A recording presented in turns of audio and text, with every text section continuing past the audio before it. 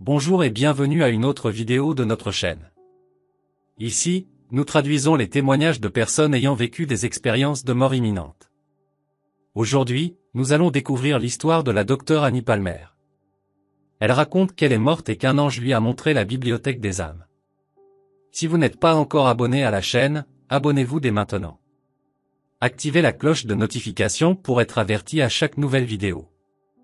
Maintenant, écoutons le témoignage d'Annie. Bonjour, je m'appelle Dr Annie Palmer. Je suis chiropractrice et j'ai obtenu mon diplôme en 1983.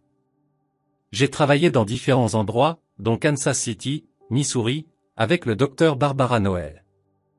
À un moment donné de sa pratique, elle envisageait de déménager ailleurs pour travailler, peut-être en Californie.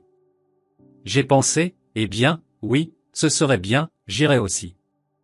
Un jour, je suis allé voir une personne intuitive et elle m'a dit que j'aurais un grave accident pendant mon 4e trimestre à l'école de chiropraxie. À ce moment-là, je sortais avec quelqu'un et j'ai emprunté sa voiture. C'est à ce moment-là que l'accident s'est produit. Je conduisais sur la route de Springfield à Spartanburg, et Sherman College venait sur ma droite.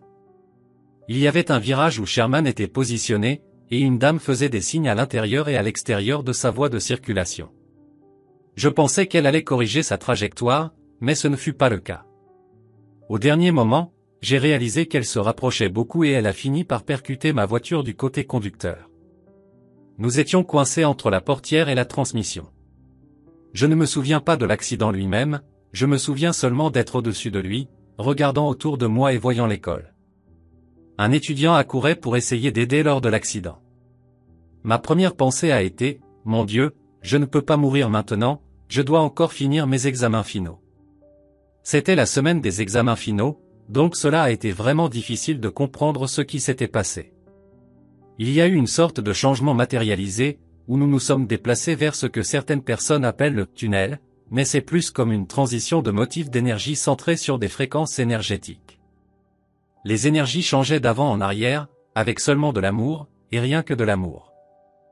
C'était une interaction magnifique et merveilleuse. Finalement, j'ai été un peu poussé hors de cette première étape et me suis retrouvé en face d'une belle école ou université au Nirvana, qui est un autre nom pour le paradis. J'étais connecté à cette belle véranda avant, et la porte devait faire environ 20 ou 30 pieds de haut, très épaisse. Mais j'ai réussi à l'ouvrir presque sans effort, grâce à ma pensée.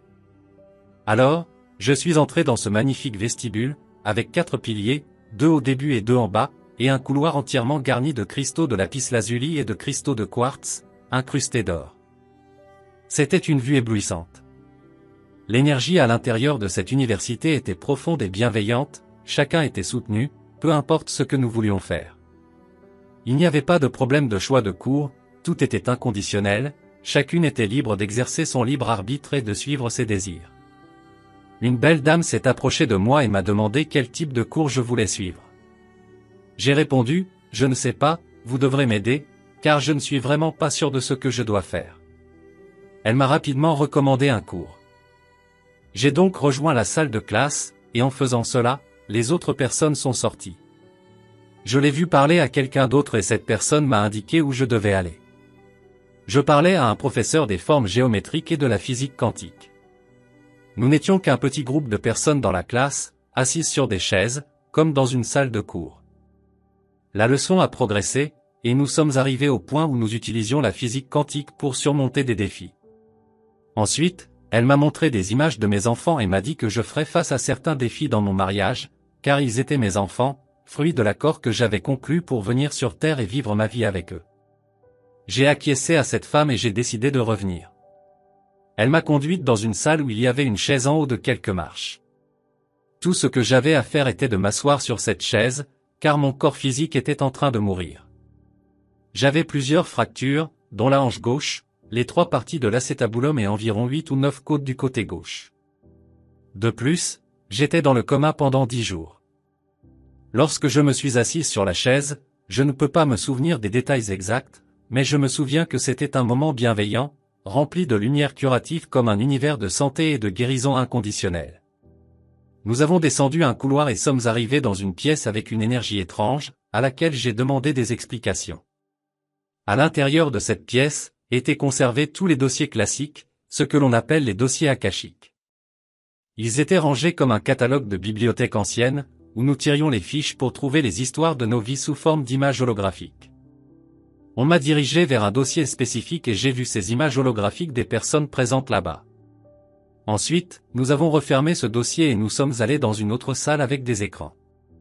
Nous avons discuté de la manière de faire la transition du contenu de nos dossiers holographiques, en accédant qu'à la lumière, sans accès aux pensées de la troisième dimension, aux limitations ou aux pensées sombres.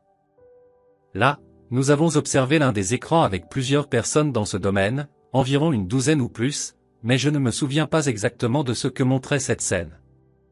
Ce fut une expérience incroyable et révélatrice, où j'ai appris sur les liens entre les dossiers akashiques et notre évolution continue à travers les vies, cherchant à réparer le karma. Et ils ont tous nettoyé complètement leur karma. J'étais heureuse, ils étaient heureux, c'était visible. L'énergie circulait, et il était possible de percevoir les particules et les quarks dans l'atmosphère, la remplissant d'amour et de vie. Une personne était tombée par terre et elle regardait ses mains ou un cristal, je ne savais pas exactement ce que c'était, mais elle était enveloppée d'une lumière blanche. Elle faisait face à un défi avec une autre personne également présente sur le terrain. Tous deux réincarnaient à plusieurs reprises, essayant de réparer leur karma, de résoudre leurs problèmes tout au long d'une vie entière. L'un tuait l'autre, et la fois suivante, l'autre le tuait, c'était simplement un désastre après l'autre. Cependant, finalement, cet individu a réussi à guérir tout ce qui était en lui, comprenant la racine du problème et comment s'en débarrasser. Ensuite, il s'est approché de son partenaire criminel et lui a serré la main. Instantanément, quand ils ont commencé à partager leur karma, tout a été guéri. Ils ont tous les deux compris la raison de leurs allers-retours et ont réalisé qu'ils étaient là pour guérir leurs problèmes. Il y a eu plusieurs autres expériences similaires, mais je ne mentionnerai que celles qui se sont vraiment démarquées. Beaucoup d'autres choses se sont produites pendant mon voyage sur Terre, alors que je traversais une transition. Ce n'était pas tout d'un coup, cela a pris de nombreuses années à attirer la lumière et à refuser complètement de prêter attention aux distractions des densités inférieures, des vibrations plus basses, car nous laissions derrière nous cette densité et nous déplacions vers une densité plus raffinée, où seul l'amour est connu. Je pense que cela résume mes pensées finales et mon objectif.